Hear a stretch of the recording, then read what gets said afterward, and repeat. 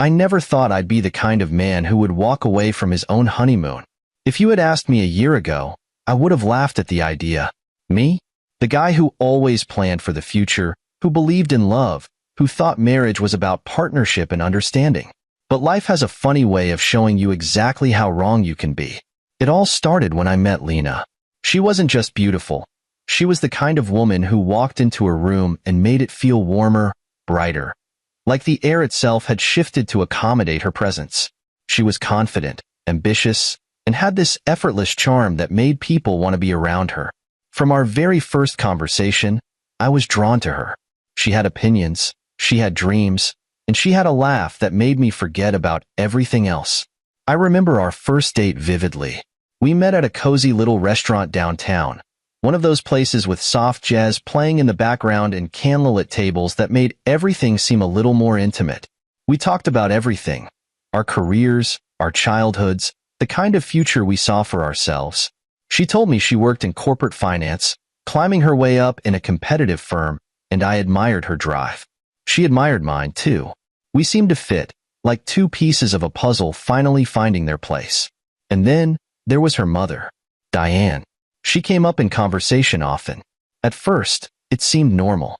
Most people are close to their parents, right? But with Lena, it was different. She didn't just love her mother, she needed her. Every decision, big or small, had Diane's fingerprints on it. If we planned a weekend trip, she had to check with Diane first.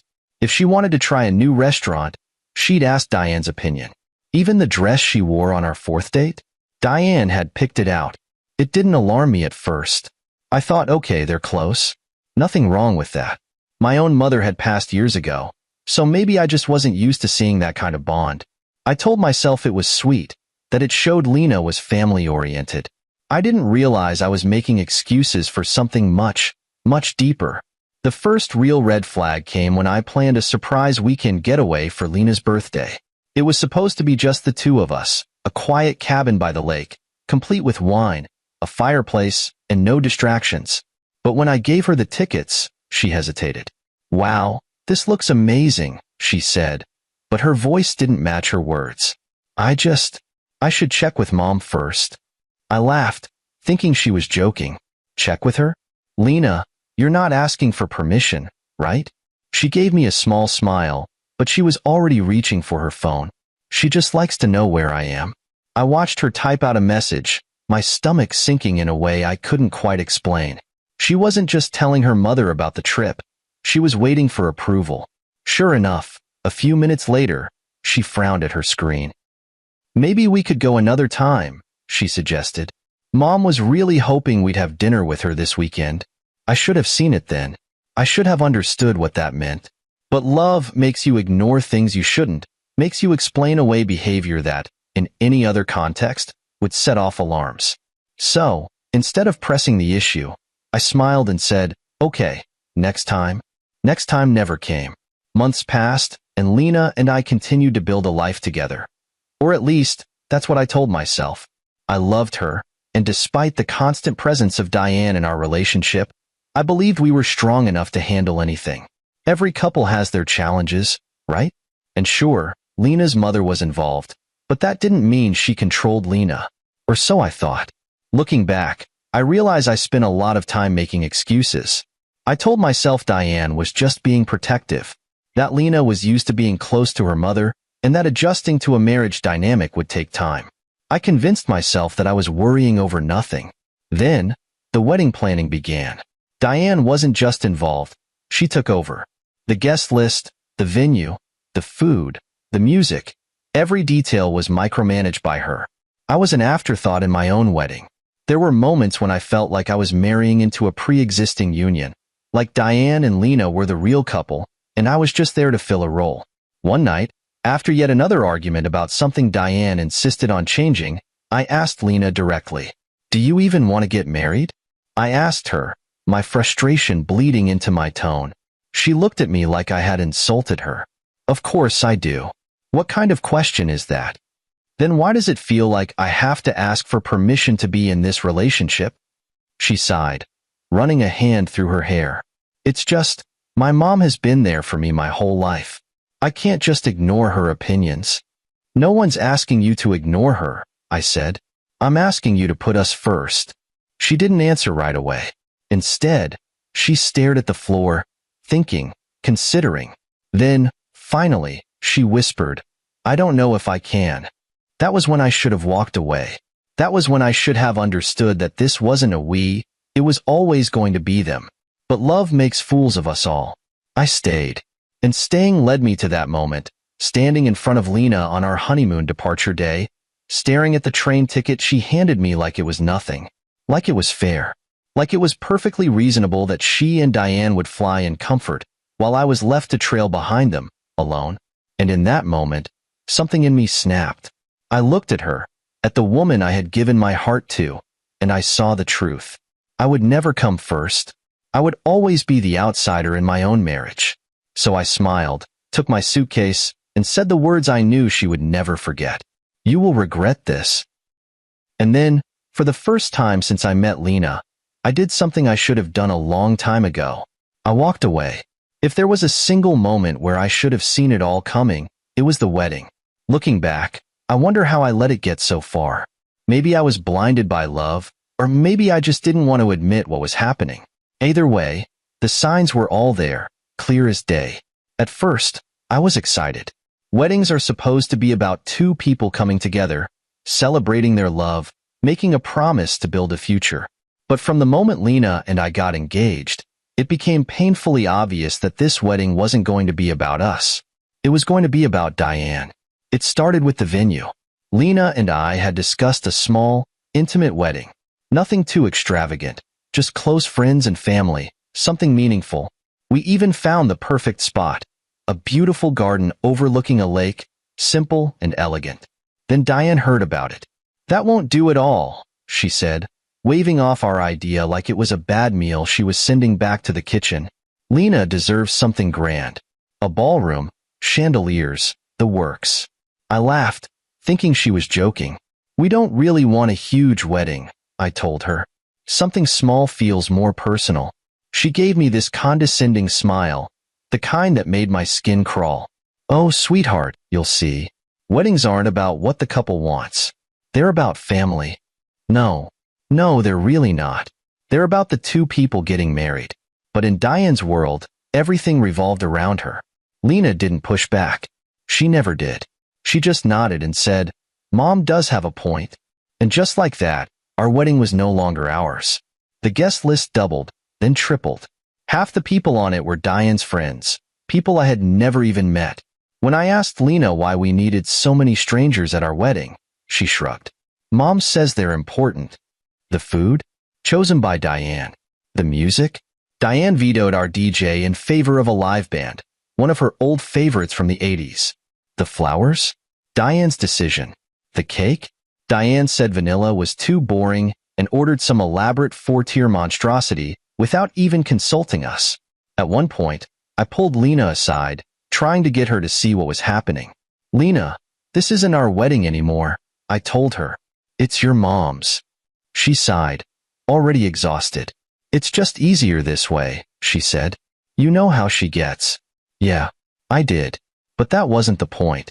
The real breaking point came when Diane inserted herself into the wedding party. Traditionally, the groom stands at the altar with his groomsmen, waiting for the bride. It's a quiet, nerve-wracking, beautiful moment.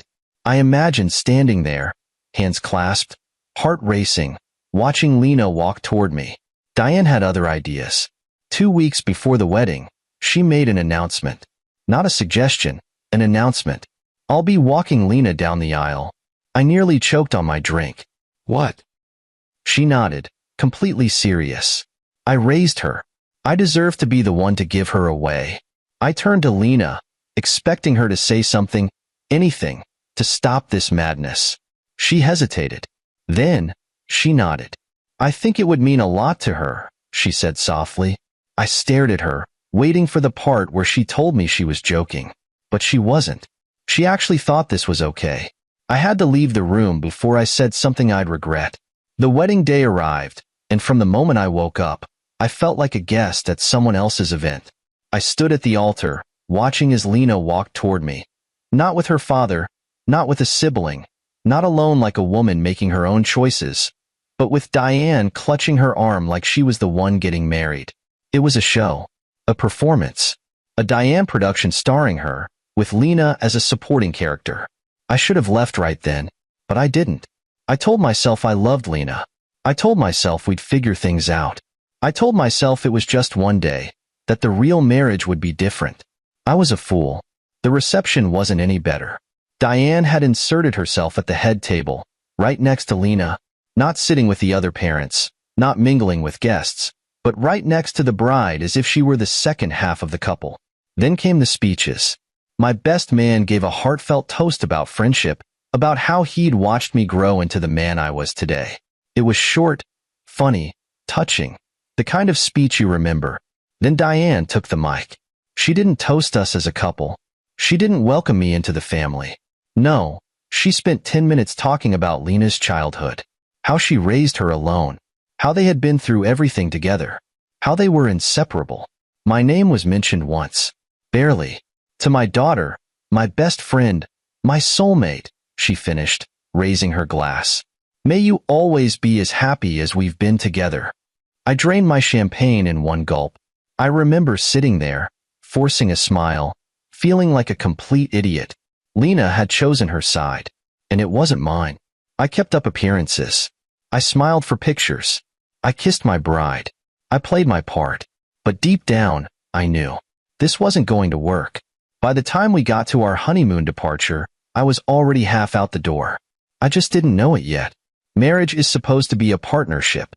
Two people choosing to build a life together, navigating the highs and lows as a team. I walked into my marriage with Lena believing that, foolishly thinking once the wedding chaos settled, we could finally focus on each other. I thought we'd get a chance to be newlyweds, to find our rhythm, to exist without Diane looming over us like a shadow. I was wrong. The morning after our wedding, I woke up alone. At first, I thought Lena had gone to make coffee or take a shower, but when I checked my phone, I saw a text from her. Mom wanted to have breakfast together. Be back soon. Love you. I blinked at the screen. Breakfast? On the first morning of our marriage? I waited. An hour passed. Then 2. When she finally walked back into the hotel room, she was all smiles, holding a takeout bag.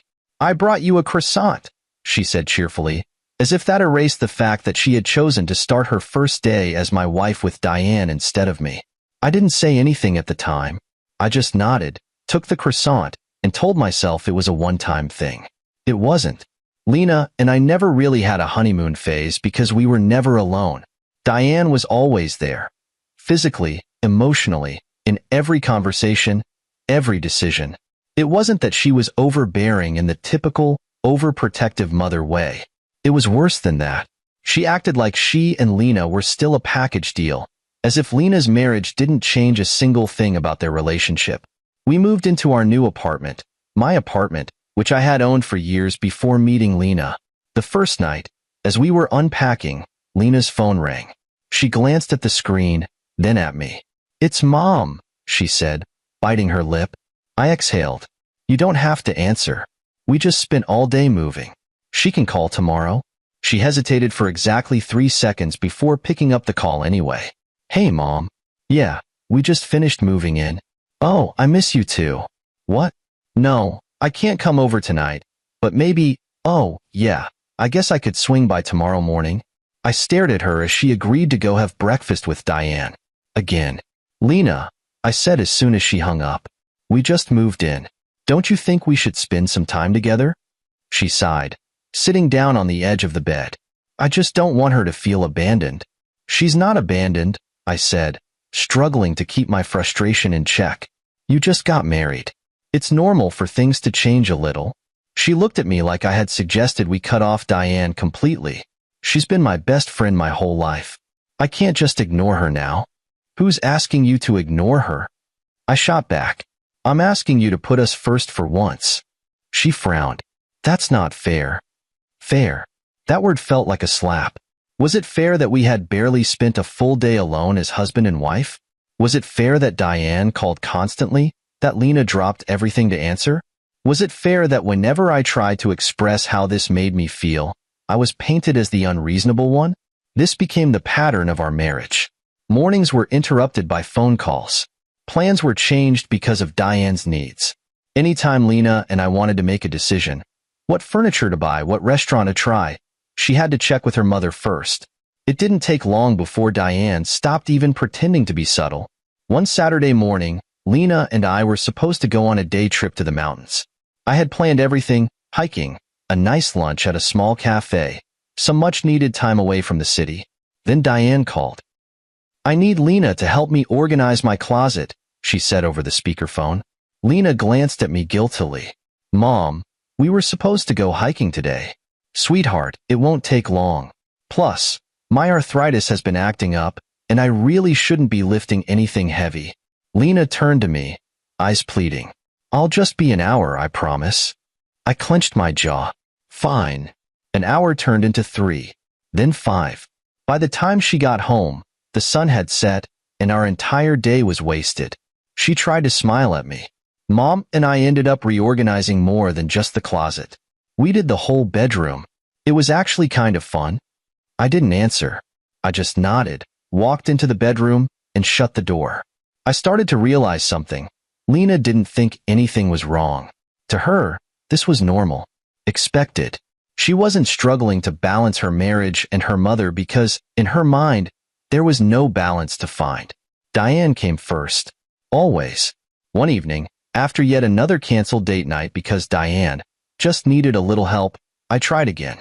"Lena, we can't keep living like this," I said as gently as I could. "I need us to set some boundaries." She crossed her arms. "Why does it bother you so much that I'm close to my mom?"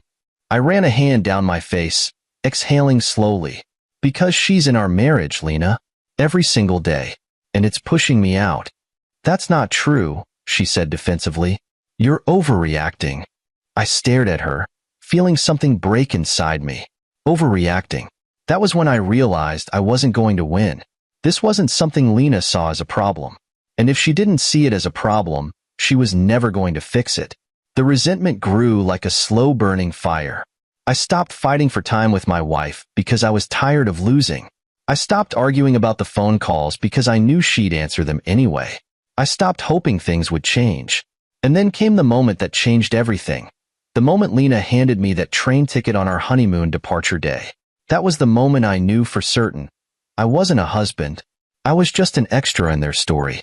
I should have seen it coming. The signs had been there from the beginning. Diane's control, Lena's blind loyalty, the way every decision in our marriage had to be approved by her mother first. But despite everything, I still held on to this foolish hope that our honeymoon would be different, that it would be ours. That was my mistake. I had been counting down the days, convincing myself that this trip would be the turning point. A fresh start. 2 weeks away from Diane. Away from the constant phone calls. Away from the suffocating influence of a woman who had turned my wife into an extension of herself. Lena and I had agreed on a beautiful tropical destination. A place where we could unwind, enjoy each other's company, and finally have the time we never seemed to get at home. I imagined lazy mornings by the beach, candlelit dinners, uninterrupted conversations. Just us, as it should have been. Then, the night before we were supposed to leave, Lena dropped a bombshell. We were packing our bags in the bedroom when she hesitated, her fingers gripping the zipper of her suitcase a little too tightly. "Hey," she said casually, too casually. "So, my company only gave me 2 business class tickets for the flight." I looked up from my suitcase, expecting her to finish the sentence with something reasonable. Something like, "So I bought a 3rd ticket for you." Instead, she cleared her throat and continued, "I figured Mom would use the 2nd one, and you could take the train and meet us there." I froze. At first, I thought I had misheard her. Maybe my brain refused to process what she had just said because it was too absurd, too insulting to even be real. "I'm sorry." "What?" I asked, my voice unnervingly calm. Lena gave me a small, apologetic smile, the kind she used whenever she wanted to soften a blow. "It's not a big deal. The train ride is comfortable, and it's only a few hours longer than the flight. Plus, it's way cheaper than buying an extra business class ticket." I stared at her, waiting for the moment when she would realize how insane this sounded. She didn't. You're telling me, I said slowly, that on our honeymoon, Lena, you and your mother are flying in business class while I take a train like some afterthought? She sighed, clearly irritated that I wasn't just going along with this. It's not like that. Oh? Then what is it like? She rolled her eyes. You're overreacting. It's just a few hours apart. We'll all meet at the resort, and everything will be fine. That was it. That was the moment everything inside me just snapped. I wasn't even angry. Not at first. It was something colder than anger, something heavier. A realization. I had been holding on to an illusion, to a marriage that wasn't really a marriage. Lena wasn't my wife. She was Diane's daughter first, always. Every fight, every compromise I had made, every time I swallowed my frustration thinking things would get better, it had all been a waste. I exhaled slowly, gripping the handle of my suitcase. You will regret this, I said, my voice steady. Lena's expression faltered. What does that mean? I didn't answer. Instead, I zipped up my bag, pulled it off the bed, and walked past her. Where are you going? She called after me, finally sounding concerned. I paused at the door, looking over my shoulder. Somewhere I'm actually wanted. And then I left. The fallout. By the time I got downstairs and stepped outside, the evening air felt crisper than usual. It was like stepping into a different reality, one where I wasn't suffocating under the weight of someone else's expectations. I didn't have a plan. I didn't know where I was going. But I knew one thing. I wasn't going to that honeymoon. As I walked down the sidewalk, my phone started buzzing in my pocket. I didn't even need to check the screen to know who it was. I ignored the first call, then the second. By the third, I finally pulled my phone out and saw Lena's name flashing across the screen. I let it ring. She left a voicemail, her voice tight with frustration. This is ridiculous, okay? I don't know why you're making such a big deal out of this. Just call me back and let's figure this out. Figure what out? She had already made her choice. And now, so had I. I found a hotel, checked in, and sat on the bed in silence for a long time. There was no anger, no heartbreak, just clarity. I wasn't the problem. I had spent so much time wondering if I was being unfair, if I was expecting too much, if I was the one who needed to compromise more. But no, this was never a real marriage. This was me being slotted into Diane's world, expected to play my part without complaint. I wasn't doing it anymore. Then, just as I was about to put my phone on silent, another call came in. Not Lena. Diane. I laughed. Actually laughed. Of course. I let it go to voicemail. This time, she didn't sound frustrated. She sounded furious. You have some nerve, Diane snapped. Do you have any idea how embarrassed Lena is? You're acting like a child. Get over yourself, and come to the airport before you ruin this whole trip. I deleted the voicemail. And for the first time in a long time, I felt free. The moment of regret. The next morning, as I was checking out of the hotel, my phone buzzed again. Lena. I considered ignoring it, but something told me to answer. Before I could even say hello, her voice came through, panicked. I don't know what to do, she stammered. They overbooked the flight, and Mom's throwing a fit at the gate. She's causing a scene, yelling at the attendants. People are staring. It's bad. They might not even let us board. I waited, letting the silence stretch. Can you come? She finally asked, her voice small. I smiled. Not because I was happy about her distress, but because this was the moment she finally understood. The moment she realized she needed me. But the thing was, I didn't need her. I inhaled deeply, exhaled slowly, and said the only thing left to say. No, Lena. You can figure this out without me. And then I hung up. The best part about freedom is how light it makes you feel. The worst part? How much you realize you were carrying before you finally dropped the weight. The morning after I walked out, I woke up in a hotel room that wasn't mine. In a bed that didn't hold any memories of Lena. No scent of her perfume on the pillow, no sound of her voice in the background, no buzzing phone calls from Diane. Just silence. And God, did it feel good. I took my time getting ready, not checking my phone once. I didn't care what Lena had to say, not last night, and certainly not this morning. I knew exactly how things had gone down at the airport. Diane had probably thrown a fit when their flight got delayed or overbooked, barking at the airline staff like she was some kind of royalty, while Lena stood beside her, uncomfortable but too spineless to say anything. That was their problem, not mine. I showered, got dressed, and grabbed my suitcase, ready to head out and figure out where I wanted to spend my sudden, unexpected solo vacation. But the moment I reached for my phone, curiosity got the best of me. Missed calls, 8. Voicemails, 4. Text messages, 13. I smirked. That was fast. The first voicemail was from Lena. "Babe, please, can we just talk? I know you're upset, but you just left. I wasn't expecting that. I thought you'd at least come to the airport, and we could figure things out. Call me, okay?" That was the nice one. The second voicemail? Less nice. "I don't understand why you're making such a big deal out of this. It was just a travel arrangement. It wasn't like I was abandoning you. You were still coming on the honeymoon." I rolled my eyes. If she really believed that, she was dumber than I thought. Then came the third message. And this one? Oh, this one was golden. I don't know what to do," she stammered. "They overbooked the flight, and Mom's throwing a fit at the gate. She's causing a scene, yelling at the attendants. People are staring. It's bad. They might not even let us board." I almost laughed. I could picture it perfectly. Diane standing at the counter, arms crossed, voice raised, demanding to speak to someone in charge. She was probably throwing around words like unacceptable and compensation, while Lena tried to keep her from fully combusting. And they wanted me there? To do what, exactly? The last voicemail was Lena's breaking point. "Please, just come to the airport." Her voice cracked. "I don't want to deal with this alone. I need you." I let out a slow breath. There it was. For the first time, she actually needed me. Not Diane. Me. But the thing was, it was already too late. I scrolled through the text messages. The first few were her trying to explain herself. Then came the "why are you ignoring me" texts. Then came the "we need to talk" ones. But my personal favorite was the one she sent just 20 minutes ago. "Lena, I don't know where you are, but this is not okay. You're my husband.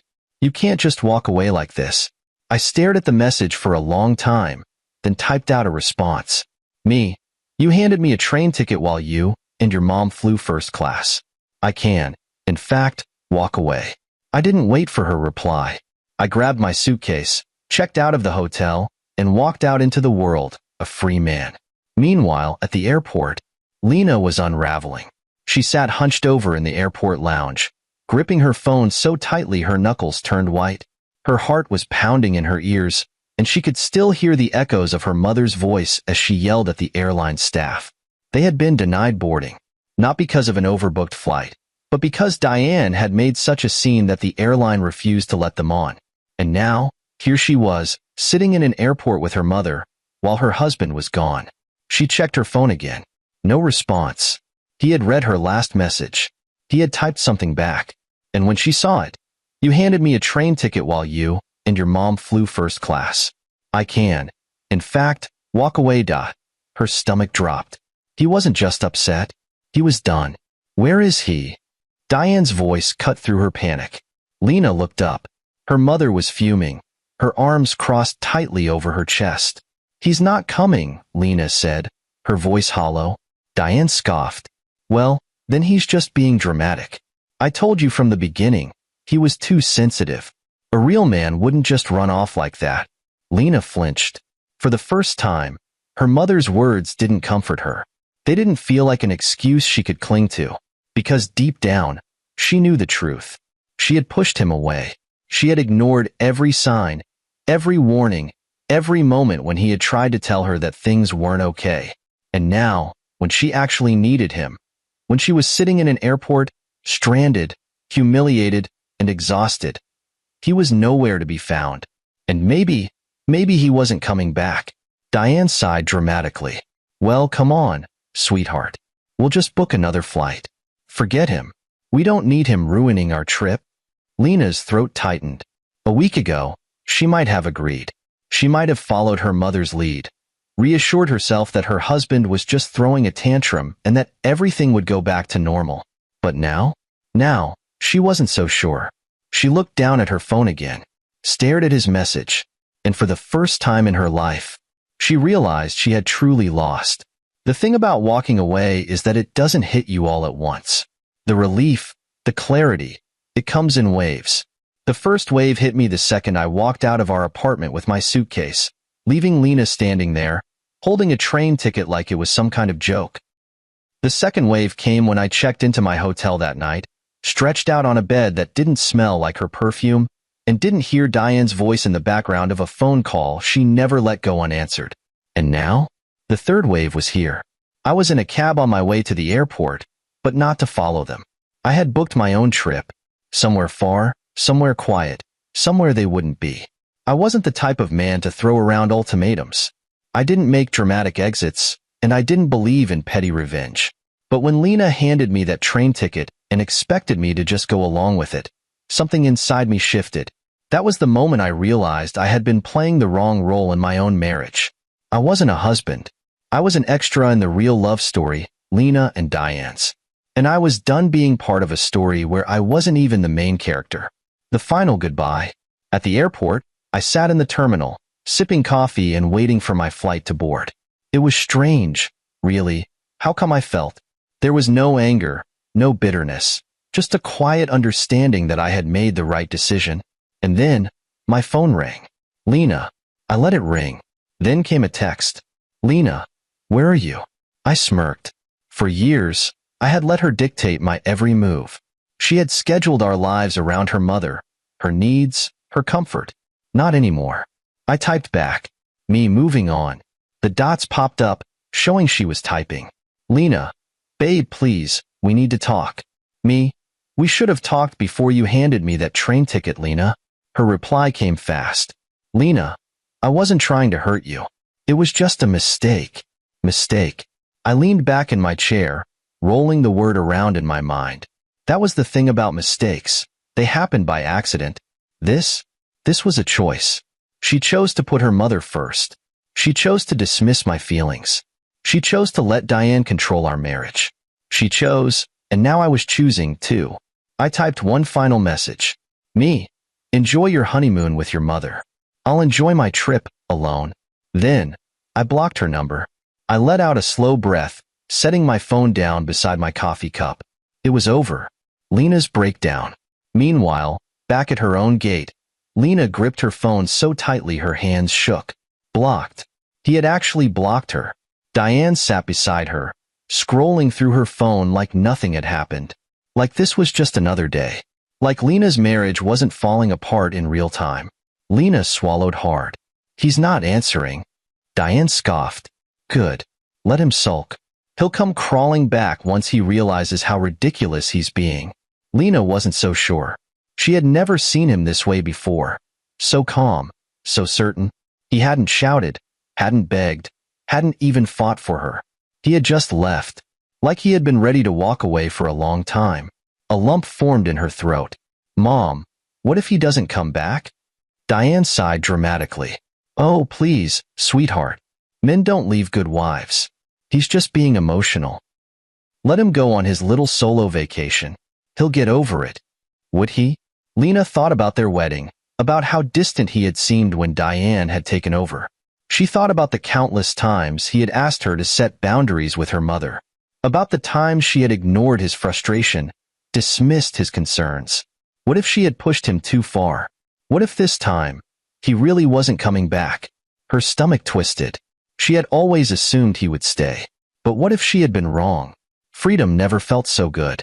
As my plane took off, I closed my eyes and let out a slow breath. This was the first time in years that I was doing something for myself. No compromises, no explanations, no Diane hovering over my shoulder like a ghost that refused to be exorcised. For so long, I had been bending, adjusting, shrinking myself to fit into Lena's world. But that was over. I looked out the window as the clouds rolled past, my mind already focused on the future. This wasn't the end. It was a new beginning, and for the first time in a long time, I was finally free. The thing about regret is that it doesn't hit you all at once. It sneaks up on you in quiet moments, in the spaces where you least expect it. And for Lena, That moment came the day she returned home, alone. The trip had been a disaster. After their flight had been delayed, thanks to Diane's tantrum, Lena and her mother had finally made it to the resort, but it wasn't the honeymoon she had envisioned. Instead of romantic dinners and long walks on the beach, she spent every moment with Diane, sitting in silence, picking at her food, staring at the empty seat across from her that should have belonged to her husband. But he wasn't there, because she had pushed him away. And now, as she dragged her suitcase through the front door of their apartment, the place felt different. It wasn't just empty. It was hollow, stripped of something vital. She dropped her bags by the door and called out instinctively, "I'm home." Silence. Her chest tightened. She had spent years assuming he would always be there, that no matter how many times she put her mother first, he would wait, that he would understand. But now, looking around the apartment, reality set in. Something felt off. She walked into the bedroom and froze. His side of the closet? Empty. His drawers? Cleared out. The books on his nightstand? Gone. Panic surged through her as she rushed through the apartment, checking every room, opening every cabinet, as if she would find some sign that he was still here, that he hadn't actually left. But he had. He had really left. Her legs gave out, and she sank onto the bed, gripping her phone with shaky hands. She dialed his number. The call didn't even ring. Blocked. Her breath hitched, and a sob clawed its way up her throat. Diane's reaction. When Diane arrived later that evening, she barely batted an eye at the situation. "Sweetheart, stop crying. It's not the end of the world." Lena lifted her tear-streaked face, her voice raw. "He left me." Diane sighed, shaking her head. "He's being dramatic. He'll come crawling back once he realizes how lucky he was to have you." Lena swallowed hard. What if he didn't? She had believed, for so long, that her mother was always right, that Diane knew best. But now? Now, she wasn't so sure. Her husband had warned her. He had told her over and over that this wasn't sustainable, that he needed her to choose him sometimes, that he needed to feel like he was a priority. And every single time, she had ignored him.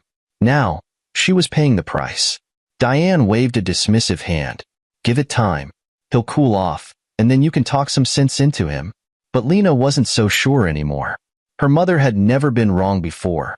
At least, not in Lena's mind. Diane had always told her that men were replaceable, that the only relationship that truly mattered was the one between them. And for so long, Lena had believed that. But now? Now she was beginning to see the truth.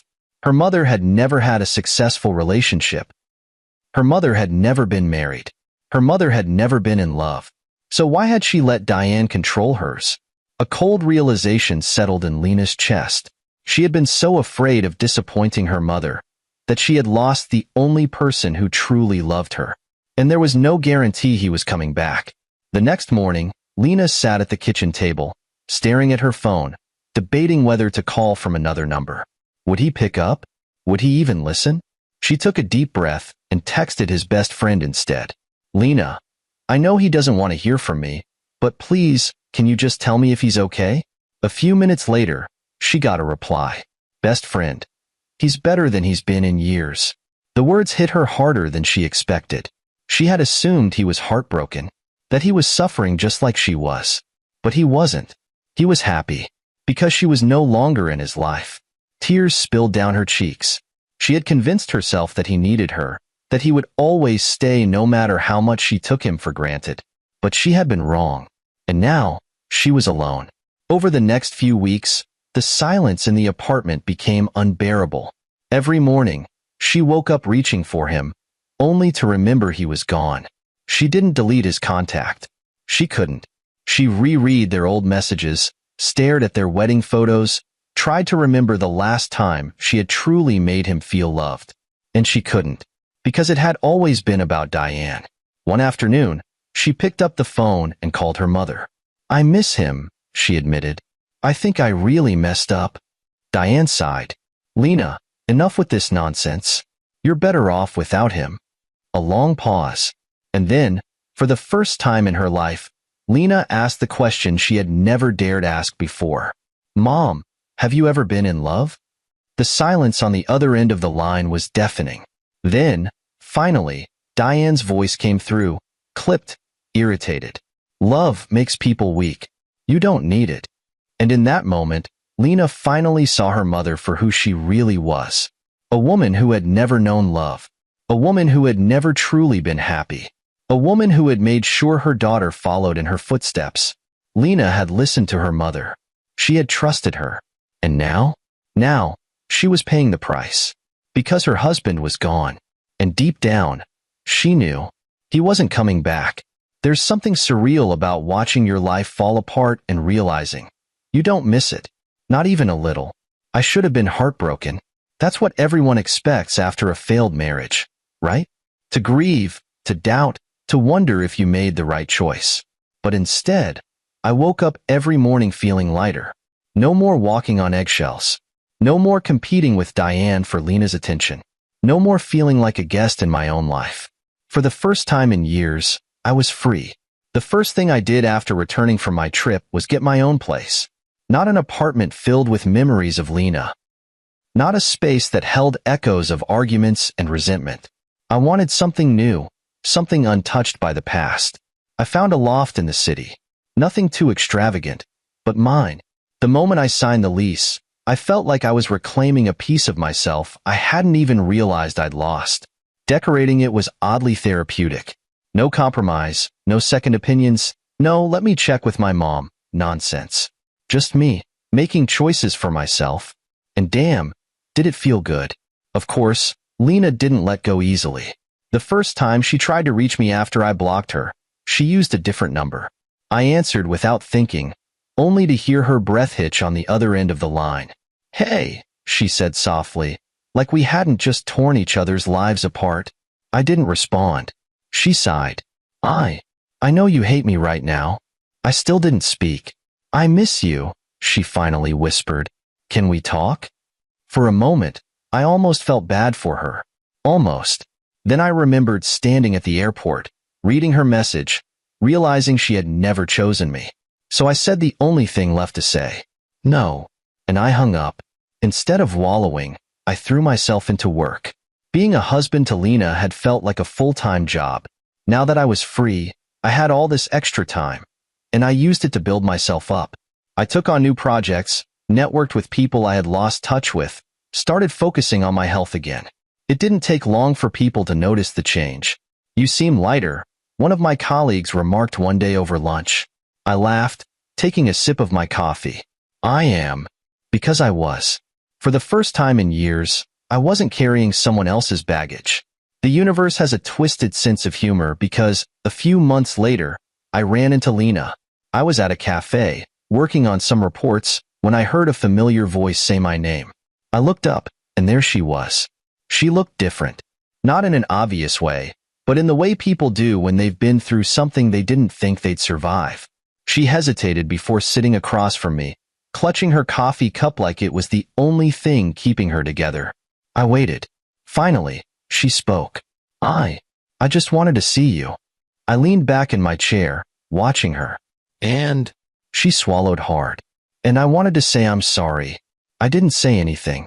I get it now, she admitted, her voice barely above a whisper. I didn't back then, but I do now. I pushed you away. I let my mom control everything and she exhaled shakily. I lost you because of it. I stared at her for a long moment. This was the apology I had once desperately wanted. But now, it didn't mean anything. I'm glad you understand, I said simply. She blinked, clearly expecting more. That's it? I shrugged. What else is there? A flash of something crossed her face. Regret? Maybe. Do you think? She hesitated. Do you think we could ever try again? I smiled. Not out of malice, not out of smugness, but because I had never been so sure of something in my life. No, Lena. Her breath hitched. You had me, I told her, and you lost me. She stared at her coffee, nodding slowly. I deserve that. I didn't say anything, because she did. A better future. A few days after that encounter, I got a message from a mutual friend. Friend, just thought you should know, Lena's still living with her mom. If anything, They seem even closer now. I read the message, waiting for some kind of emotion to hit me. Regret? Sadness? Pity? Nothing. I typed out a quick reply. Me, that's not my problem anymore. And it wasn't. Because while Lena was still trapped in Diane's world, I had built one of my own. And for the first time in a long, long time, I was truly, finally, happy.